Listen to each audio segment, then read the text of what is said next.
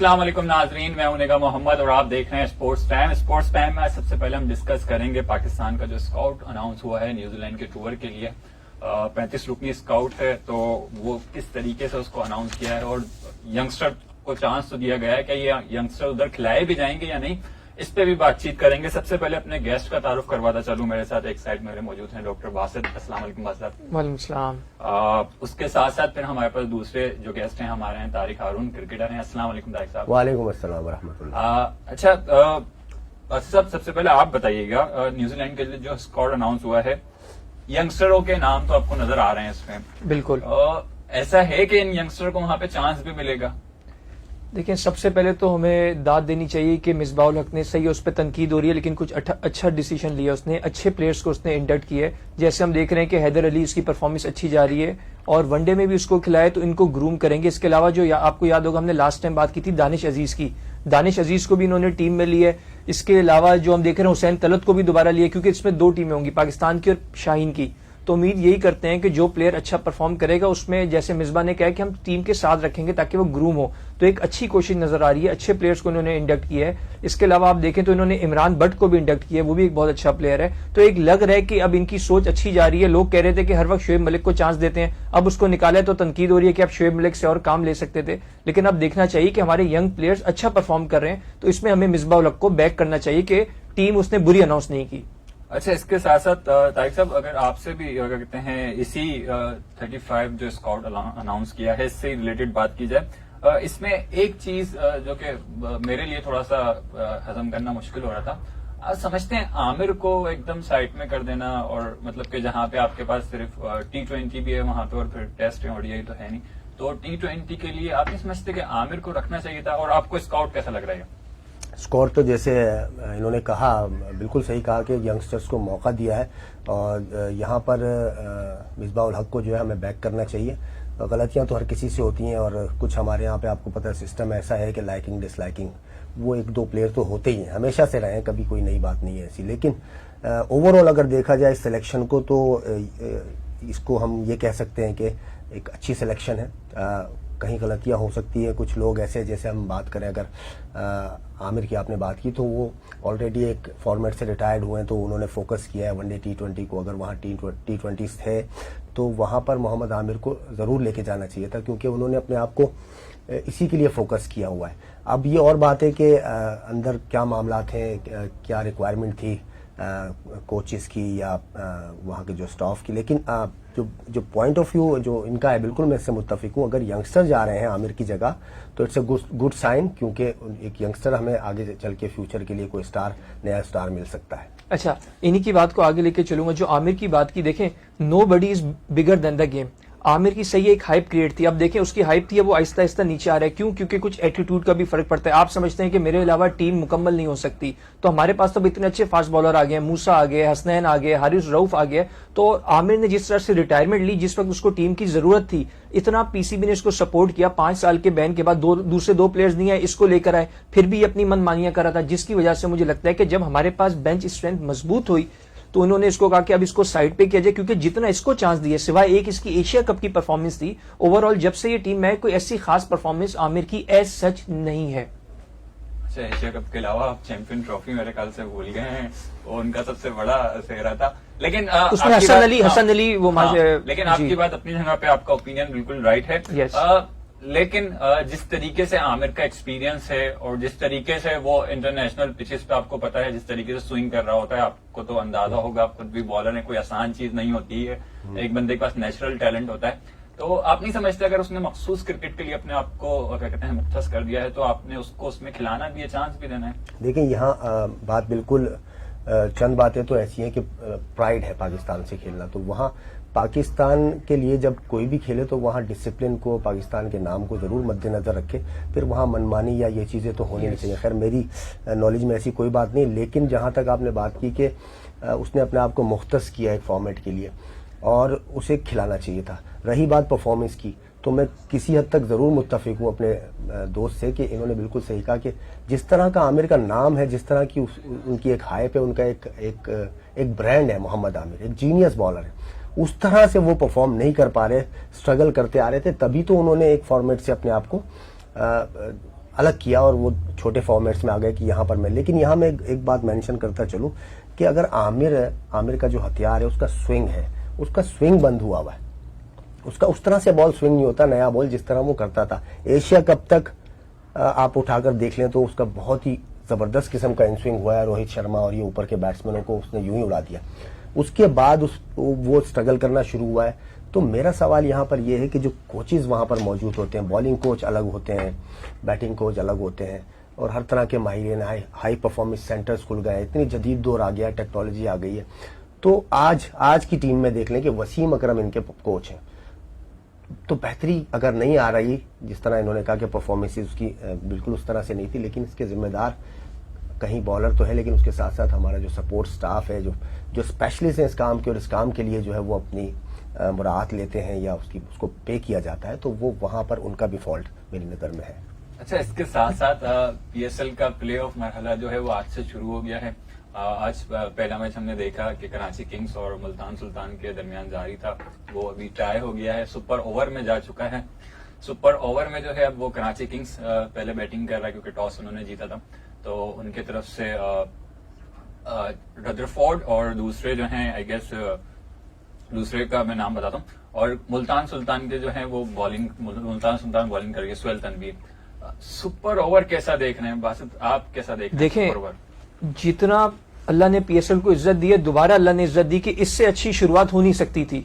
आप देखें कि पहला मैच इतने अरसे बाद हो रहा है ये प्ले ऑफ का, और वो भी सुपर ओवर में चला गया, इससे अच्छी बात नहीं हो सकती थी। लेकिन हैविंग सेड दैट, दोनों टीमें तगड़ी हैं, बड़ा अच्छा मैच हुआ है, लेकिन थोड़ा सा मैं पीसीबी को ये कहना चाहूंगा कि काश थोड़ी पिच और अच्छी होती। पिच पे बॉल थोड़ा रुक के आ रहा था। एक इतना बड़ा मुकाबला होने जा रहा है, पीएसएल एक ब्रांड है। आईपीएल के बाद अगर पूरी दुनिया में कोई लीग T20 की सबसे ज्यादा मकबूल है तो हमारी पीएसएल है। इसमें आप पिच को अच्छा कर सकते थे। देखें, जितने रन होंगे उतना ज्यादा आवाम देखती है। अगर यही पिच पे 180 या ऊपर होते कितना मजा आता। आप आईपीएल के सारे मैचेस देख लें, सारे तकरीबन एक आध मैच हुआ होगा जो 150 के अंदर होगा, बाकी 170 प्लस हुए। तो पिच थोड़ी अच्छी होती तो और हमें अच्छा देखने को मिलता, लेकिन कोई बात नहीं, सुपर ओवर पे चला गया है। दोनों टीमें अच्छी हैं, लेकिन मैं यहां कहूंगा कराची की टीम में जितने बड़े नाम थे उन्होंने ऐसा परफॉर्म नहीं किया। आज ऐसा लग रहा था कि बाबर आजम और मुल्तान का मैच हो रहा है। अच्छा, हाँ, शर्जील और रदरफोर्ड जो है वो सुपर ओवर को फेस करने आए हैं और शर्जील जो है वो आउट भी हो गए हैं और इसके साथ साथ सामने जो है सुहेल तनवीर जो है वो बॉलिंग कर रहे हैं। अच्छा, एक टाइम पे ऐसा लग रहा था कि 24 गेंदों पे 26 रन चाहिए थे, बाबर खेल रहे थे, तो 3 बॉलों पे 3 रन है और 1 आउट है। अब क्या सिचुएशन देख रहे हैं, ये कहाँ जा रही है मैच आपके ख्याल से? देखें, जाहिर तौर पे अब जिस तरह के हमने देख लिया कि विकेट स्लो है, तो यहाँ पर हिट मारना मुश्किल है अनलेस के स्क्वायर ऑफ द विकेट अगर थोड़ी विड्थ मिलती है या बॉल ऐसा मिलता है कि जिस पे आप बॉल का पेस यूज करके मारें तो वो कुछ रन्स निकल सकते हैं, या गैप्स में खेल के आप चौके और 2 रन ले सकते हैं। लेकिन बड़ी हिट अगेंस्ट द स्पीड, जब बॉल सामने से आ रहा है, आप सामने उसके अगेंस्ट जिसने भी हिट मारी है वो हिट गई नहीं है क्योंकि विकेट है स्लो। तो अब ये जो सुपर ओवर आया, ये बहुत ही इंटरेस्टिंग सिचुएशन आ गई है। बैट्समैन चाहेंगे कि हम ज्यादा से ज्यादा रन बनाएं, इसीलिए उन्होंने शर्जील को भी भेजा। मैं समझता हूँ वहां पर यहाँ मिस्टेक कर गई है बैटिंग ऑर्डर में कराची किंग्स, तो यहाँ बाबर आजम को आना चाहिए था, जो क्रिकेटिंग स्ट्रोक खेलते, गैप्स में खेल के बाउंड्री स्कोर करने की कोशिश करते, जहां विकेट नहीं गिरती। 8-10 रन अगर वो बना लेते तो इनका चांस था कि ये मैच वो जीत जाते। अच्छा, इसी तरीके से आप समझते हैं कि अभी सुपर ओवर चल रहा है, अगर 7 से 8 या 10 रन भी बना दें तो इनफ सेफ कर सकते हैं? सामने जो है वो काफी हार्ड हिटर हैं आपके पास, लाला हुए, जिशान अशरफ हुए, फिर इसके साथ साथ दूसरे भी हैं, तो बचा सकते 10 रन हो गए तो मैच फंस जाएगा। क्यों? क्योंकि प्रेशर मैच है और जो टीम प्रेशर लेगी वही जीतेगी। फिर अभी हम बात कर रहे थे एक बॉलर की, आमिर की, मुझे लगता है कि शायद वही सुपर ओवर करेगा कराची की तरफ से। आज उसके पास मौका है कि अपना एक्सपीरियंस शेयर करे और सिलेक्टर्स को गलत साबित करे कि आपने मुझे गलत निकाला, देखें मेरे में अभी भी पेस है, मैं बड़े मैच का प्लेयर हूं, बड़े मैच में परफॉर्म देता हूं। तो आई थिंक अगर आमिर करेगा तो शायद कराची के पास चांस हो, अगर 10 रन होते हैं। Having said that, Babar Azam ने पिछले मैच में भी गलती की, उस ऊपर नहीं आया जो जिम्बाब्वे के खिलाफ T20 था। मैंने उस वक्त भी यही बात की थी कि प्रॉपर स्ट्रोक्स खेलता है, इसको आना चाहिए। अब अभी भी इसने स्कोर किया इस मैच में, इस तो आराम से गैप निकालते हैं। आप एक बॉल पे 2 रन भी देंगे, 6 बॉलों पे 12 बन जाएंगे, आपको मारने की क्या जरूरत है? एक आध बैट बॉल मिल जाएगी आपको, 15 हो जाएंगे। तो बात यही है कि पता नहीं इनके कोचेस क्या सीख रहे हैं, सोच रहे हैं, या इस वक्त इनकी क्या ग्राउंड में सोच है। अच्छा, आप क्या समझते हैं सुपर ओवर में जो अभी चल रहा है, मतलब कि कुछ खत्म भी हो जाएगा, अभी लास्ट बॉल रह गई है, कितना स्कोर इनफ है कि उसको डिफाइन कर सकता है कराची, या क्या कहते हैं मुल्तान सुल्तान के पास क्या एज है कि वो अगर कितना रन वो ज्यादा से ज्यादा बना भी सकते हैं सुपर ओवर में? देखिए, जैसे मैंने पहले कहा कि मिस्टेक तो कर गए। 8 से 10 रन बनाने के लिए जब जाता है एक बैट्समैन ना, तो वो 12 भी बना सकता है, 14 भी, लेकिन इससे कम नहीं बनाएगा, क्योंकि वो फिर जाविये तय करता है अपने माइंड में कि मुझे गैप्स कहाँ है, मुझे गैप्स में शॉट खेलना है, तो फिर वो उसके आउट होने के चांसेस बहुत कम हो जाते हैं। तो वो गैप्स में खेलता है। अब आपने भेज दिया हिटर, यानी पावर हिटर, उसने तो मारनी है हिट। अब हिट उसकी अगर, क्योंकि एक पिच आपने देख लिया जिस पिच पे बॉल बल्ले पे आसानी से नहीं आ रहा, तो हिटर वहां पर नाकाम हुए, ओवरऑल पूरे मैच में नाकाम रहे। जो क्रिकेटिंग स्ट्रोक खेले हैं जिन्होंने बाबर ने स्कोर किया आपके सामने, जैसे आपने कहा कि बाबर वर्सेस मुल्तान हो रहा था, तो बाबर को आना चाहिए था।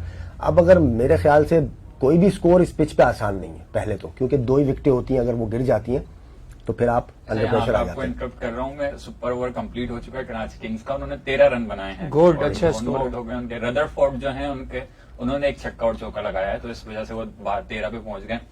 13 इनफ है मेरे ख्याल में ये बहुत रन है। जैसे उन्होंने कहा कि अगर बॉलर देखें, जहां बैट्समैन को वहां समझदारी करनी है, वहां बॉलर को भी चाहिए कि वो ऐसी बॉलिंग करे कि अगेंस्ट द पेस खेलना पड़े बैट्समैन को। तो वहां स्ट्रोक इस मैच में बहुत कम लगे हैं। बिल्कुल सामने जो है वहां बहुत रन कम बने हैं। स्क्वायर ऑफ द विकेट छक्के भी लगे हैं, चौके भी लगे हैं, क्योंकि वो थोड़ी आसानी से प्लेसमेंट हो रही है। लेकिन जब बॉल आप सामने मारने जाते हैं तो वो टाइम नहीं कर पा रहे बैट्समैन उस तरह से। बॉल विकेट पर रुक के आता है तो मिस टाइम होता है, मिस हिट होता है, जिसकी वजह से बॉल जो है ज्यादा ट्रैवल नहीं करता। अच्छा, इसके साथ साथ ही अब जब 13 रन बन चुके हैं, 14 रन का टारगेट मिला है, मुल्तान सुल्तान में ये इतनी कैपेसिटी है इनके बैट्समैन में, बना सकते हैं, या कराची किंग्स के बॉलर जो हैं वो इसको डिफेंड? अभी जो मैच है वो 70% कराची के पास चला गया। अब उनका बॉलर कोई बहुत बैड बॉल करेगा तभी मुल्तान जीत सकता है। क्यों? उनके पास प्लेयर तो है, मे बी जिशान अशरफ आए ओपन में, मे बी शान मसूद अगर वो चाहते हैं आए प्लेसमेंट के लिए वो आ जाए। उसके अलावा इनके पास आफरीदी भी है, लेकिन वो बिल्कुल आज आउट ऑफ फॉर्म नजर आया। तो देखा जाए तो क्योंकि प्रेशर मैच है, प्रेशर मैच में 13 रन बहुत अच्छा स्कोर है, क्योंकि सिर्फ 2 विकेट्स हैं। तो कराची को बहुत बड़ा एज है, 70% चांस है कि शायद कराची आज जीत जाए। अच्छा, अगर हम ओवरऑल बात करें इस मैच की, तो आपको नहीं लगता कि कराची जो है वो एंड वक्त पर आके एक होप आ गई है? ऐसा टीम कब करती है, इतनी पैनिक कब हो जाती है? मतलब कि आपके मैच आपके हाथ में है, आपका प्लेयर जो है वो 60 से अबव पे खेल रहा है, एक मैन बैट्समैन आपका बाबर आजम, और फिर आपके आउट भी 4 ही हुए हैं, फिर भी आप ऐसी सिचुएशन पे आ जाए कि 2 ओवर में आपको 19 रन चाहिए और फिर मैच ड्रॉ हो जाए। ड्रॉ भी ऐसे हो मतलब कि लास्ट गेंद पे आप चौका मारकर उसको मतलब कि ड्रॉ करें, टाई करें। ये क्या इनसे मिस्टेक क्या हुई है? देखिए, ये ज्यादातर हम पहले भी इस पे किसी प्रोग्राम में बात कर चुके हैं। जितना भी अंदर आपको नजर आता है वो सारा इन्वायरमेंट जो बनता है वो सारा डगआउट में और ड्रेसिंग रूम में बनता है। जितना प्रेशर वहां डेवलप होता है वही आपको वहां नजर आ रहा होता है ग्राउंड के अंदर। यानी जो भी एक्टिविटी होती है उसका जिम्मेदार अच्छा या बुरा वो डगआउट होता है। तो एक तो वहां पर बहुत ही क्वाइट और बहुत डिसिप्लिन होना चाहिए और वहां किसी किस्म का प्रेशर नहीं होना चाहिए। दूसरी बात समझने की ये है कि असेसमेंट होनी चाहिए, पिच को असेस करना चाहिए। जिन्होंने कर लिया, कोचेज होते इसीलिए हैं, या कैप्टन या एक्सपीरियंस प्लेयर, तो वो उस असेसमेंट के हिसाब से अपने प्लेयर्स को गाइड करके भेजें। कराची किंग्स को तो बहुत ज्यादा एडवांटेज था, उन्होंने सेकंड बैटिंग की, उन्हें अंदाजा हो जाना चाहिए था कि इस पिच पे किस तरह से रन बनेंगे। तो मैं समझता हूं सिर्फ बाबर ही उस तरह से खेलें, या बाबर का जो स्टाइल ऑफ प्ले है वो उनको सूट कर गया है इस पिच पे। जब उन्होंने खेलना ही ऐसे होता है, आपको पता है, सभी जानते हैं, तो वो कैलकुलेटेड रिस्क लेते हैं और उसी तरह से खेलते हैं। लेकिन क्रिकेटर तो वही है कि जो प्रोफेशनलिज्म है उसमें यही है कि आपने चुटकी पे अपने माइंड को चेंज करना है और कंडीशंस के हिसाब से आपको परफॉर्म करना चाहिए। चलें, ये तो सुपर ओवर चल रहा है, इसके बाद जो नेक्स्ट मैच होगा हम उसको भी थोड़ी सी डिस्कस कर लेते हैं। लाहौर कलंदर वर्सेस पेशावर ज़ल्मी। दोनों बड़ी टफ टीम है और क्योंकि दोनों ही प्लेऑफ में आई हैं क्वालिफाई करके। आप क्या समझते हैं किसको थोड़ा सा ज्यादा एज है, लाहौर कलंदर या पेशावर ज़ल्मी? देखें, लाहौर कलंदर्स ने इस साल काफी अच्छा कमबैक किया है, अच्छी टीम नजर आ रही है। लेकिन अगर देखा जाए तो पेशावर ज़ल्मी के पास एक्सपीरियंस भी है, वो ये टाइटल PSL जीते भी हुए हैं, उन्हें पता है कि मुश्किल मैच में कैसे जीतते हैं।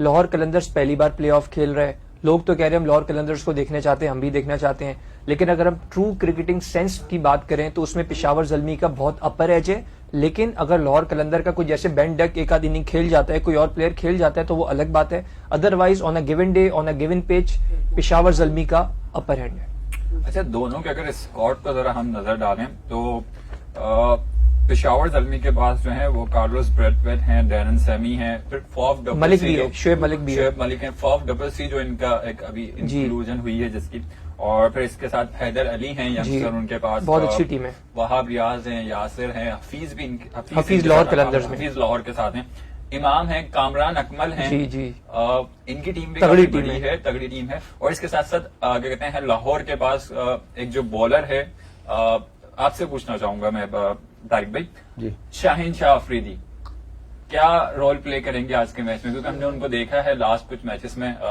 जिम्बाब्वे के खिलाफ भी, उससे पहले भी फॉर्म में अच्छी हैं अपनी, तो आज क्या रोल होगा लाहौर कलंदर से उनकी तरफ, और उनके साथ हारिस रऊफ भी है उनके साथ। देखिए आज अगर सेम पिच पे मैच होता है, जो कि होगा मेरे ख्याल में, तो कंडीशंस तो दोनों टीम्स में जिन्होंने सेकंड मैच खेलना है उन्होंने देख ली होंगी कि यार किस तरह से पिच खेल रहा है और कंडीशंस क्या है, तो वो उसी हिसाब से प्लानिंग्स करेंगे बहुत जल्दी से अपनी अपनी टीम्स में। जितने एक्सपीरियंस प्लेयर हैं यहाँ पर, मैं एक बात कहूँ, जिस तरह आपने कहा कि शाहीन शाह बॉलिंग पिच जो है वो पहले से ही बॉलर्स को सपोर्ट कर रहा है, तो शाहीन शाह को एडवांटेज अब वो करे या ना करे, अब बैट्समैन मोहतात खेलेंगे, क्योंकि अब उन्हें 10-12 रन 13 रन बनाने नहीं जाएंगे T20 के हिसाब से। अब वो चाहेंगे कि यार 8 रन बन जाए, 10 रन बनते, 6 भी बनते हैं बहुत है, हमें विकेट्स इन हैंड रखनी चाहिए, बैट बॉल का वेट करेंगे, तो उसमें मैं समझता हूँ कि शाहीन को थोड़ा सा डिसएडवांटेज हो जाएगा। दूसरी तरफ यहाँ पर जैसे पहला आपने सवाल किया, तो उस हिसाब से मैं भी थोड़ा इनपुट करूं कि जो एक्सपीरियंस प्लेयर होगा ना, और डोमेस्टिक का जो पाकिस्तान का, उसको जिम्मेदारी लेनी पड़ेगी ज़ल्मी की जानिब से। जैसे हम देखते हैं कि शुएब मलिक है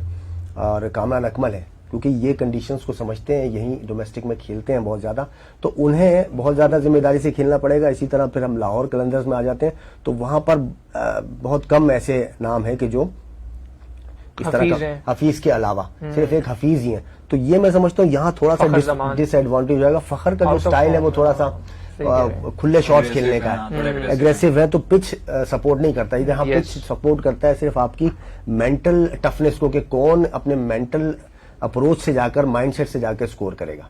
तो यहाँ पे इनकी टीम में तमीम इकबाल भी हैं, वो भी मतलब कि एशियन ही हैं, तो वो भी इन चीजों को समझते हैं, मोरलेस सेम ही कंडीशन होती है, वो भी मतलब कि वो अगर वो पिच को रीड करके खेलते हैं, उनको भी देखा गया अक्सर औकात, तो वो भी खेलते अग्रेसिव हैं, लेकिन जहां देखते हैं कि पिच थोड़ी स्लो है तो थोड़ा स्लो भी खेलते हैं। जी हाँ, मैंने ऐसे ही कहा कि अगर इनमें से जो भी अपना माइंड को टाइमली सेट कर लेगा और कंडीशन उसने देख ली है, तो वो परफॉर्म करेगा। अब वो अपने स्टाइल को चेंज करे, चाहे वो फखर जमान क्यों ना हो, उसे अपने स्टाइल से हटके खेलना पड़ेगा।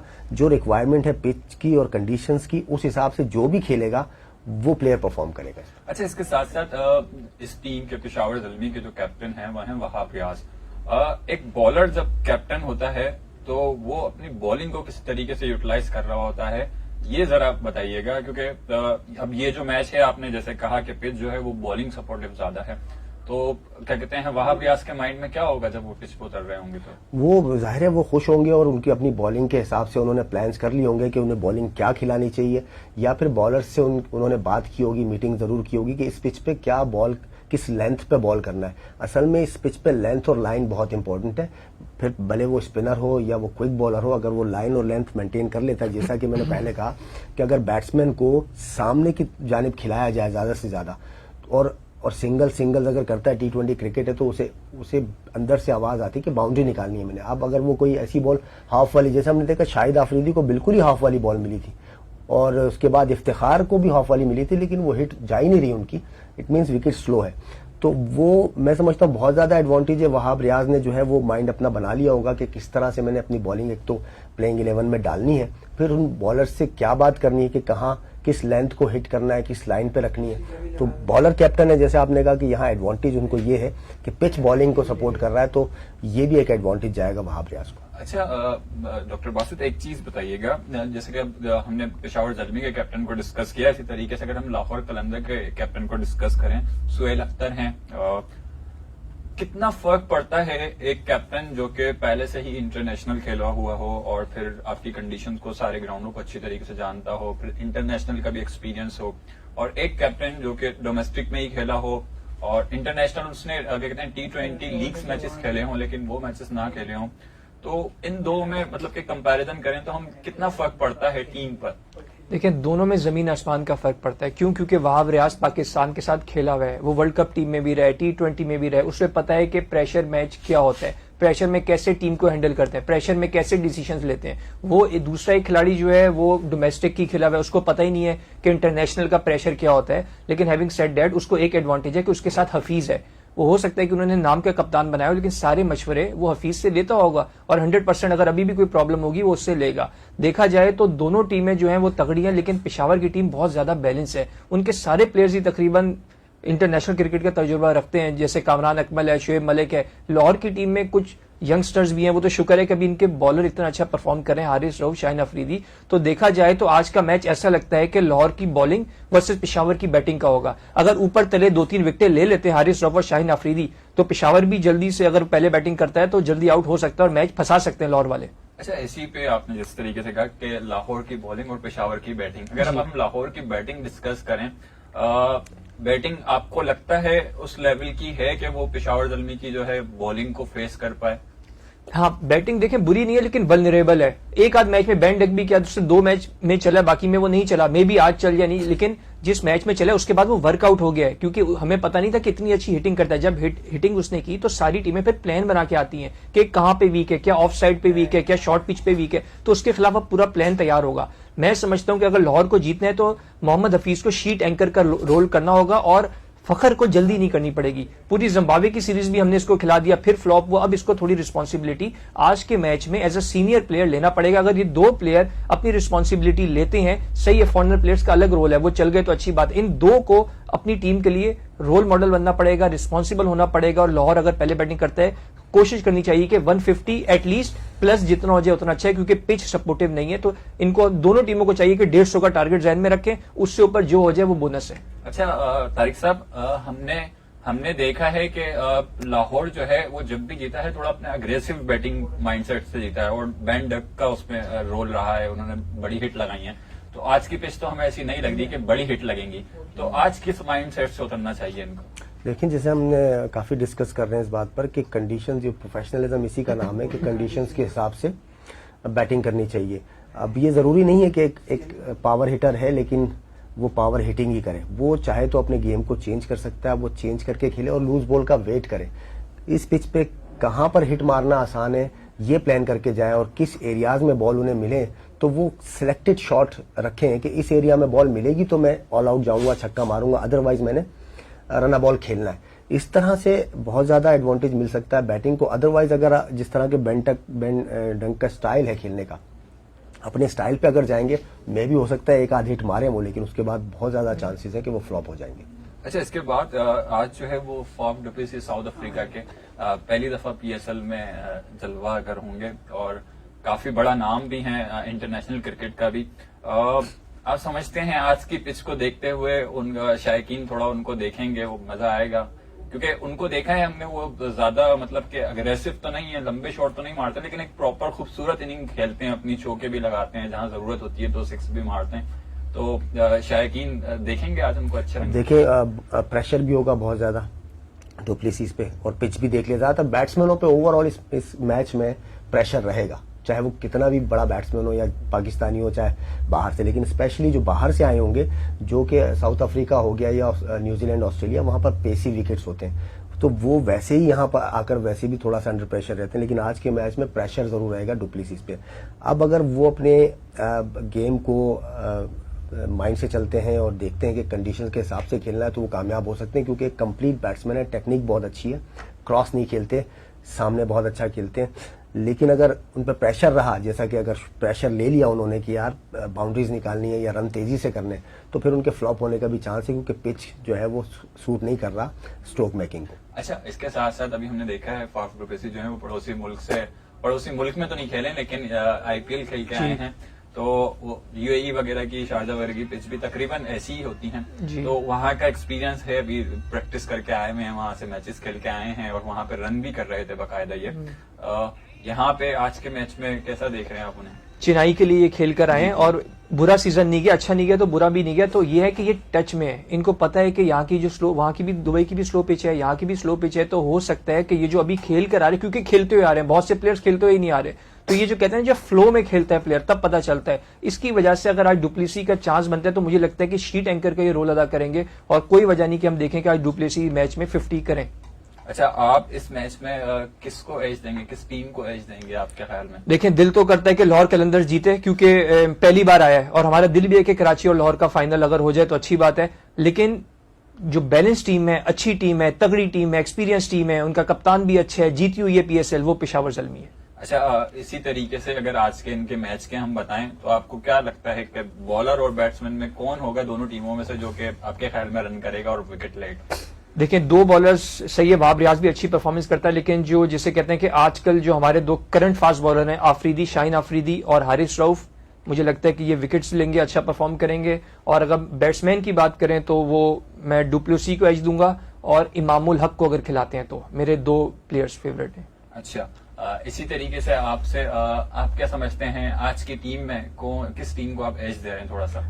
ये मैं पेशावर ज़ल्मी को एज दूंगा क्योंकि एक्सपीरियंस वाइज उनके पास ज़्यादा एक्सपीरियंस प्लेयर्स हैं और इन कंडीशंस में जो परफॉर्म कर सकते हैं उस लिहाज से। और इसके साथ साथ अगर हम बॉलर और बैट्समैन की पूछें दोनों टीम से, आपको क्या लगता है कौन परफॉर्म करेगा? देखिए, मैं अपने एक्सपीरियंस पे एक बात कर रहा हूँ, वैसे तो क्रिकेट में कुछ भी हो सकता है और होता है, लेकिन मेरे एक्सपीरियंस पे मैं ये बात कहने जा रहा हूँ कि ज़्यादातर अब जो बैट्समैन होंगे वो टारगेट करेंगे जो अंडररेटेड बॉलर्स होंगे, तो उन्हीं का ज़्यादा परफॉर्म करने का भी चांस है क्योंकि पिच बॉलिंग को सपोर्ट कर रहा है। तो जो बेस्ट बॉलर्स होंगे उनको बैट्समैन मोहतात खेलेंगे अनलेस कि उन्होंने बैट बॉल ना किया हो। अच्छा, यहीं पर हमारे पास अब दूसरी भी अपडेट आ रही है कराची किंग्स और मुल्तान सुल्तान का जो क्या कहते हैं सुपर ओवर चल रहा है। 3 गेंदों पे 6 रन चाहिए और रायली रुस्सू है और I guess Zeeshan Ashraf opener आए में। कैसा मतलब कि 3 गेंदों पे 6 रन बनने चाहिए? बॉलिंग कौन कर बनने चाहिए? सामने से जो है आई गेस बॉलिंग मुझे अभी बता देते हैं तो मैं आपको बताता हूँ। 3 गेंदों पे 6 रन आपके समझते हैं इजी टारगेट है, बनना चाहिए। देखिए, 3 पर जब 8 बन गए, 14 का टारगेट, 14 का टारगेट था तो जी। 3 पे 6 भी बनने चाहिए, लेकिन प्रेशर ना आ जाए क्योंकि प्रेशर टाइम होता है कि अब जैसे बस जीतने वाले हैं और कोई गलती ना हो जाए, आउट ना हो जाऊं, तो वो कहीं माइंड में कुछ नेगेटिविटी ना आ जाए, वरना अदरवाइज जीतना चाहिए उन्हें। अच्छा, इस किस्म की सिचुएशन, आप तो ग्राउंड में रहते हैं, क्रिकेट खेली आपने अपनी, जब इस किस्म की सिचुएशन हो जाती है तो टीम को कैसे अपने आप पे कंट्रोल रखना होता है? दोनों टीम को, बहुत टीम, एक टीम जो कि क्या कहते हैं जिसको लग रहा है कि मेरे हाथ से मैच जा रहा है और एक टीम जिसको लगता है कि हम फेवरेट, हम जीत जाएंगे, दोनों को किस तरीके से अपनी क्या कहते हैं शो करनी चाहिए अपनी फीलिंग्स, कि वो कोई एक अवर भी ना हो जाए और एक बिल्कुल डाउन भी ना हो जाए? हाँ, देखिए, आमतौर पे तो ऐसा होता है कि प्लेयर्स जो है वो एफर्ट करते हैं, उनको बताया भी ये जाता है कि आपने सिर्फ एफर्ट करनी है, अपना 100% देना है। अच्छा, कराची किंग्स जीत गया ये मैच, मुबारक हो भाई, मुबारक। चले, हम अच्छी बात सारी है, टीमें हमारी इसका हैं, मकसद अच्छा कमबैक किया है। कराची तो ज्यादा हमारी है क्योंकि हम कराची वाले हैं, लेकिन मुबारक हो इनको। तो मैं ये कह रहा था कि जब भी ये टीम का हडल बनता है या टीम मीटिंग्स होती हैं, उनमें प्लेयर्स से ये कहा जाता है प्रेशर ऑफ करने के लिए, क्योंकि जीत हार का जो प्रेशर है ना वो फिर आपको परफॉर्म नहीं करने देता। उन्हें यही कहा जाता है कि आपने अपना 100% देना है, किसी भी मौके पर आपने छोड़ना नहीं है। तो यही तालीम दी जाती है और यही करना चाहिए प्लेयर्स को, क्योंकि क्रिकेट गेम ऐसा है कि ये कभी भी आप श्योर नहीं होते कि कब क्या हो जाए। जैसा कि अब देखा, कराची किंग्स मैच अब आसानी जीत रहा था, 6-7 विकेट थी उनके हाथ में और एकदम से कोलैप्स हो गया। तो इसीलिए होप्स नहीं छोड़ने चाहिए और माइंड में जो नेगेटिविटी आती है ना कि हार गए, हारने से पहले ही हार का खौफ, वो आपको कामयाब नहीं होने देता। अच्छा, इसी तरीके से एक प्लेयर जो ग्राउंड में है, जाहिर सी बात है जब ग्राउंड में जो 11 लड़के होते हैं या 2 बैट्समैन जो हैं उन पे सबसे ज्यादा प्रेशर होता है। बिल्कुल। इवन डग आउट में जो बैठा हुआ उस पर इतना नहीं होता होगा, लेकिन ग्राउंड में जो ऑन दी स्पोर्ट्स होते हैं, तो आप क्या समझते हैं उनको अपने आप पे कैसे कंट्रोल रखना चाहिए? जिस तरीके से तारिक भाई ने बताया कि आप बस अपना 100% दें, तो आप समझते हैं अपना 100% से काम चल जाएगा या आपको तो थोड़ी आपकी सोच भी क्या कहते हैं पॉजिटिव होनी चाहिए, नहीं है मैं कर लूंगा? देखें, ये प्लेयर टू प्लेयर डिपेंड करता है। जितना प्लेयर हम कहते हैं ना दिमाग से तगड़ा होगा वो वहां परफॉर्म करेगा, क्योंकि ये आपने सुना होगा कि जो भी इंटरनेशनल लेवल पे प्लेयर आता है वो डोमेस्टिक में परफॉर्म करता है तो आता है, लेकिन इंटरनेशनल लेवल पे कामयाब कौन होता है? जो यहां से तगड़ा हो, जो दिमाग से तगड़ा हो, जो प्रेशर लेना सीखता हो, जिसे पता हो कि प्रेशर मोमेंट में कूल रहना है, अपनी नॉर्मल गेम खेलनी है और लक पे जाना है। क्योंकि जब आप इस तरह की परफॉर्मेंस करते हैं, ज्यादा प्रेशर लेते हैं, आप वैसे ही गिर जाते हैं।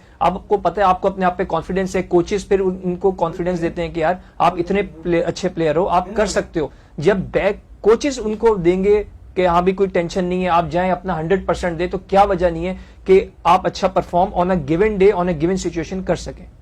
अच्छा, इसके साथ साथ ही एक नॉर्मल जो प्लेयर है जिसको पता है कि मेरी क्या कहते हैं स्ट्रॉन्ग एरिया मेरा क्या है, मेरी स्किल्स क्या है, उसको ऐसे सिचुएशन में मतलब कि थोड़ा आउट ऑफ द बॉक्स जाना चाहिए, कुछ नई चीजें करनी चाहिए, या उसको अपनी जो क्रिकेट है जिसमें वो अच्छा है, जो स्किल्स हैं, सिर्फ उसी पे काम रखना चाहिए और उसी से खेलना चाहिए?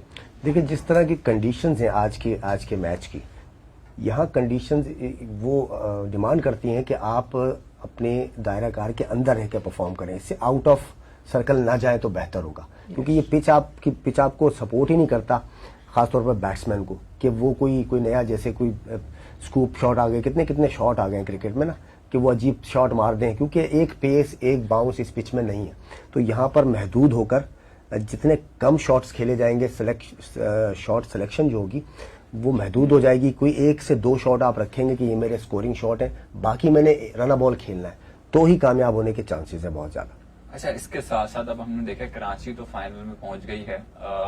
अब इसके साथ अब जो है अभी टुनाइट जो मैच है उस पर फिर फैसला होगा, फिर कल जाके फैसला होगा कि फाइनल में कौन जाएगा। यानी कि अब जो मैच हो रहा है वो एलिमिनेटर है। हाँ, जो पेशावर और लाहौर का है ये एलिमिनेटर है, फिर कल फैसला होगा। Yes. तो अगर हम कराची के पॉइंट ऑफ व्यू से देखें, कराची इतनी फेवरेट थी आपकी कि फाइनल खेलेगी? देखिए, क्योंकि होम ग्राउंड पे हो रहा था, कराची को एज था, और इस बार जो सबसे बड़ा कराची का एज था कि उसके जो कोच थे वसीम अकरम, आज उनको बहुत ज्यादा कमी महसूस हुई डीन जॉन्स की, उन्होंने उसकी तस्वीर भी लगाई हुई थी, लेकिन क्योंकि वसीम अकरम कोच थे और वसीम अकरम ने फिर हक अदा किया, एक अच्छे कोच होने का कराची को फाइनल में उन्होंने पहुंचाया। तो कराची क्योंकि होम ग्राउंड पे था, वसीम अकरम कोच थे, टीम इस बार अच्छी पिक हुई थी, मोटिवेट किया उन्होंने अपने प्लेयर्स को, उन्होंने कहा कोई इशू नहीं है। तो कराची और लाहौर का अगर फाइनल हो तो इससे अच्छी कोई बात नहीं हो सकती। अच्छा, और इसके साथ साथ जहां आपने डी जोन्स की अगर बात की तो हम भी डी जोन्स का जिक्र करना भूल गए। एक डिनो जो है वो एक क्रिकेट के मतलब कि आप कह सकते हैं बड़े क्रिकेट को बड़ा पसंद करते थे और बड़ी एक जान मार के अपने क्रिकेट में इन्वॉल्व होते थे, और जिस तरीके से टीम को कोच कर रहे होते थे। और फिर उसके साथ साथ एक वीडियो हमने उनकी वायरल होती हुई देखी थी, वो डस्टबिन में जो कचरा उठा के डाल रहे थे। हम अनफॉर्चुनेटली हम लोग जो है वो कचरा खा के फेंक देते हैं, लेकिन वो उनमें थोड़ी सी सलीका है इस चीज का कि किस चीज को किस तरीके से करना चाहिए। आपकी नजर में कैसे इंसान थे? Human as a human being तो थे ही अच्छे, प्लेयर भी अच्छे थे, और सबसे बड़ी बात डीन जॉन्स से पाकिस्तानी मोहब्बत करते थे और डीन जॉन्स पाकिस्तान से मोहब्बत करते थे। जब ये इंटरनेशनल क्रिकेट पाकिस्तान में नहीं आई थी, ये एज अ कमेंटेटर इधर आए, इन्होंने बहुत कोशिश की कि पाकिस्तान को इन्होंने अच्छा पैगाम दिया कि पाकिस्तान सेफ कंट्री है, आप आए खेले। डीन जॉन्स की इतनी खिदमत पाकिस्तान के लिए कि सारे उनको आज भी खराज तहसीन पेश करते हैं। इसी तरीके से आपसे पहले डी जॉन्स के हवाले से आपने टीवी पे देखा होगा, फिर हो सकता है मुलाकात भी हुई आपकी। ऐसे कोच आप तो रहे होंगे, आपके तो कोचेस होते हैं, ऐसे कोच अगर टीम को मिलते हैं तो टीम का मोरल कहाँ गया हुआ होता है? जी हाँ, बिल्कुल। मेरी खैर कभी मुलाकात नहीं हुई उनसे, लेकिन जिस तरह के हमारे स्टार प्लेयर्स और वसीम अकरम हो गए या सारे पाकिस्तान के प्लेयर्स, सारी दुनिया के प्लेयर्स उनको खराज तहसीन पेश कर रहे हैं, तो ज़रूर वो एक अजीम क्रिकेटर तो थे ही, अजीम कोच भी होंगे और एक अजीम इंसान भी होंगे। और जैसा कि आपने कहा कि इस किस्म की शख्सियत, जब जैसे हम विव रिचर्ड को देखते हैं, कोयटा ग्लेडिएटर्स की एक बहुत ही छोटे छोटे नामों की टीम बनी थी शुरू से, पहले पीएसएल से आप देख लें, लेकिन जिस तरह का इम्पैक्ट वो हमेशा से डालते हैं, वो ज़्यादा मैं समझता हूँ कि जो असरअंदाज होती है वो परफॉर्मेंस, वो सर विव रिचर्ड के डगआउट शेयर करने की वजह से होती है। तो इसी तरह डीन जॉन्स का होना, फिर वो इतनी नॉलेज उनको थी, गेम अवेयरनेस इतनी थी कि वो जब जिस टीम के साथ होते थे उनके प्लेयर्स जो है वो परफॉर्म करते थे, और नज़र आता था कि उनके प्लेयर जो है वो दिलेरी से खेलते हैं। यहाँ पर मैं एक बात मेंशन करना चाहूँगा, मैं ऑस्ट्रेलिया भी जा चुका हूँ, वहाँ खेला हूँ, कि क्योंकि जो ऑस्ट्रेलियंस का जो अंदाज होता है, जिस तरह से वो खेलते हैं दिलेरी से और दूसरों को दबाव में लाकर खेलना, तो वो मेंटल अप्रोच उनकी बहुत हाई होती है। तो मेंटली तौर पे डीन जॉन्स बहुत ही ज़्यादा स्ट्रांग होंगे, तभी उनकी वो मेंटालिटी जो है वो उनकी टीम में कैप्टन से होती हुई फिर नीचे तमाम प्लेयर्स में आती होगी और परफॉर्मेंस होगी। अच्छा, last question, Karachi Kings final में पहुंच गया, उम्मीद थी फाइनल खेलेंगे कराची किंग्स? जी, जिस तरह से इन्होंने इस मरतबा ये पीएसएल खेला था तो ये डिजर्व भी करते थे, और उम्मीद बिल्कुल थी, क्योंकि बहुत बड़े गैप के बाद सारी टीम्स दोबारा से, कुछ वो टीम उस तरह से रही भी नहीं, कुछ नए प्लेयर्स भी इंडक्ट हुए। फिर कराची में था, जैसा कि कहा इन्होंने कि कराची में था, तो एक कराची में होने का एक, भले वहां से कुछ भी ना हो क्योंकि क्राउड भी नहीं है और पिच भी ना, क्योंकि यहाँ खेल नहीं रही वो टीम, लेकिन एक नाम का प्रेशर रहता है कि कराची किंग्स कराची के ग्राउंड में खेल रही है, तो वो एडवांटेजेस भी उनके साथ थे, लेकिन वो डिजर्व करती थी। इस पीएसएल में उन्होंने कदरे बेहतर परफॉर्मेंस रही है उनकी पिछले जितने भी इवेंट रहे हैं उनसे। चलें, आप दोनों मेहमान का बहुत बहुत शुक्रिया। नाज़रीन, आपने हमारी ट्रांसमिशन देखी, कराची ने अपना मैच जीत लिया है, लाहौर और पेशावर के दरमियान अब जो है वो मैच स्टार्ट होगा 8 बजे। मैचेस देखिए और हमें फॉलो करते रहिए www.mmnews.tv पे। कल आपसे फिर मुलाकात होगी 6:30 बजे। अल्लाह हाफिज।